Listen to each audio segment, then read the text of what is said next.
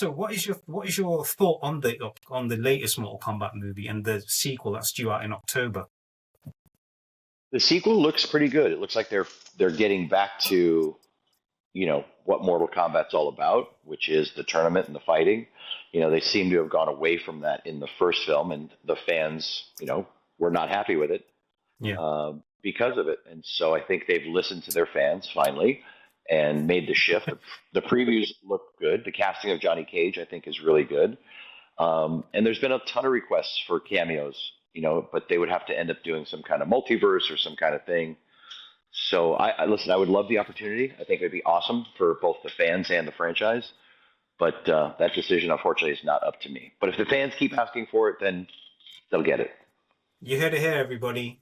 Please send those requests. Let's help Sensei Casamassa get back on the big screen, and he can charm us all like he did back in 1995. Because to tell you the truth, that charm hasn't left you. And I do like to extend this compliment to you because I cannot believe I am still talking to you. I grew up watching you in movies, and get the opportunity to talk to you is a dream come true for me, Sensei. Well, thank you very much. That's very kind of you. And it's very kind of you to come on the show, sir.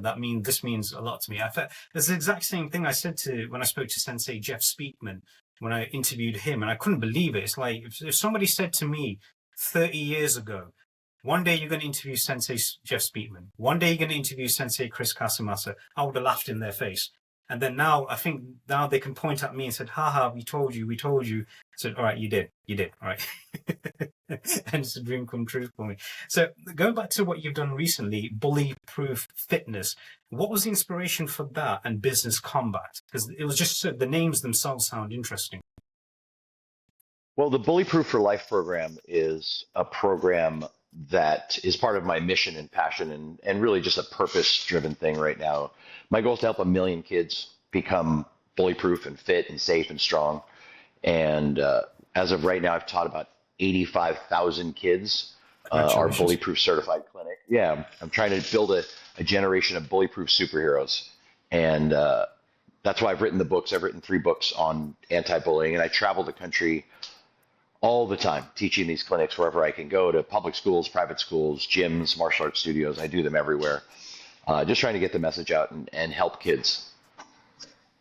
That's good. That's really good because bullying still takes place this day and age, isn't it? And one thing that I remember that some of the martial arts instructors I've had the pleasure of being trained by, they all say the exact same thing. Only use martial arts to defend yourself. Do not initiate aggression with it. Even though when the time comes and the person is becoming aggressive, it takes a smarter person to walk away from the conflict. That is correct. It goes back to Uncle Ben in Spider-Man, because when you learn martial arts, you get an amazing superpower by learning the martial arts, and with great power comes great responsibility.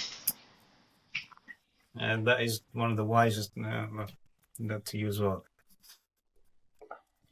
Yeah, no, because it's absolutely true. Because I'm sure every person that you've trained with yourself has always said the exact same thing, isn't it? Only use it to defend your life, defend your honor. There's no point needing it to be aggressive, because there'll always be somebody who's a bit more trained than you, even by 1%. But there's always the best way to stay quiet and walk away, regardless of what the other person is saying to you. Yeah, listen, the martial arts is thousands of years old, but it was invented for the sole purpose of self-defense, for people who potentially were weaker or weren't able to believe in themselves enough to have a skill to be able to fight back and to protect themselves when they need to. No, I agree with that as well. Also, how did the idea come up for Business Combat? Was that something that you always planned to do, or it just came into fruition? No, it was a challenge by one of my coaches. So one of my business coaches challenged me to start a mastermind for other martial arts school owners.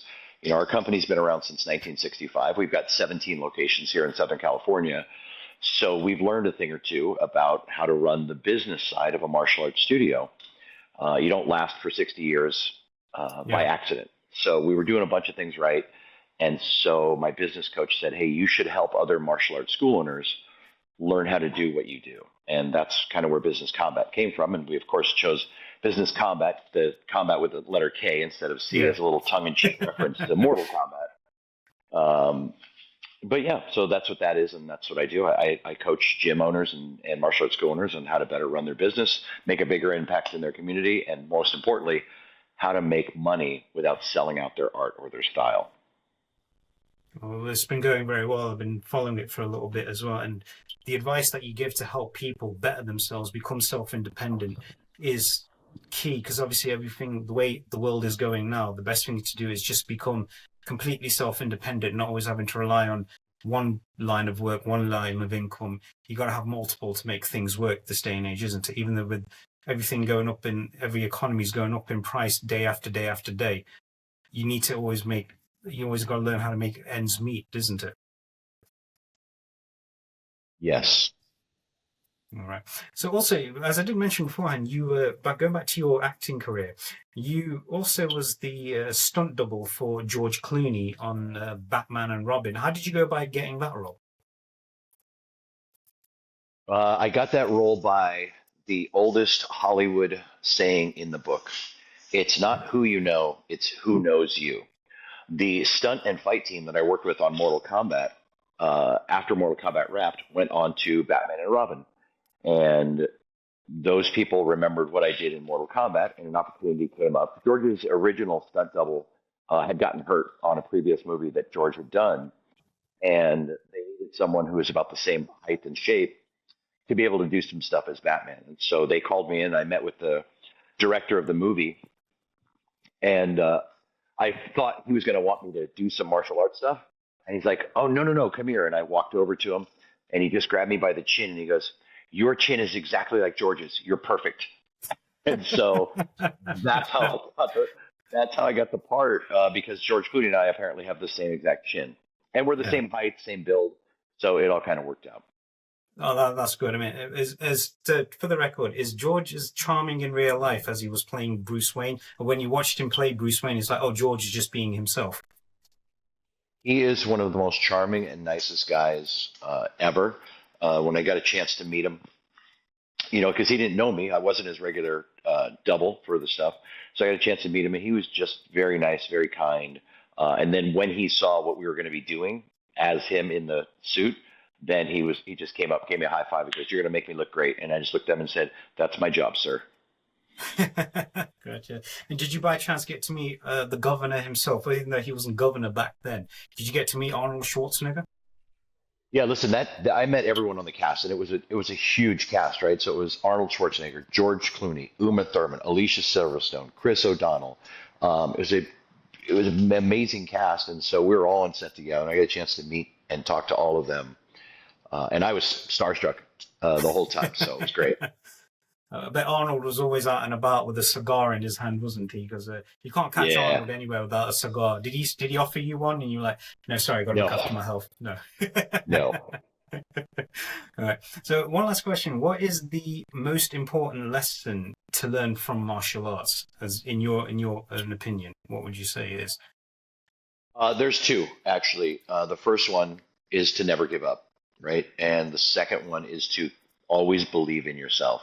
And if you can put those two things together, then really nothing that you choose to do in life will be impossible. It won't be easy, but it won't be impossible. So believe in yourself and don't give up on the things that you do believe in. That's very wise. That's very brilliant of you to say that as well. And well, thank you so much for coming on my show. This has been a dream come true for me. I hope to re-collaborate with you again down the line. And everybody, please give Sensei Casamassa a follow as well. The Instagram handle is there. And again, it's been an absolute honor to have you on my show, Sensei. And I wish you again nothing but the best. And if I'm ever out in California, coffee's on me, yeah? Yes, that's a fair deal. And thanks for having me on the show, man. No, it's been an absolute pleasure. And thank you again, Sensei. Us.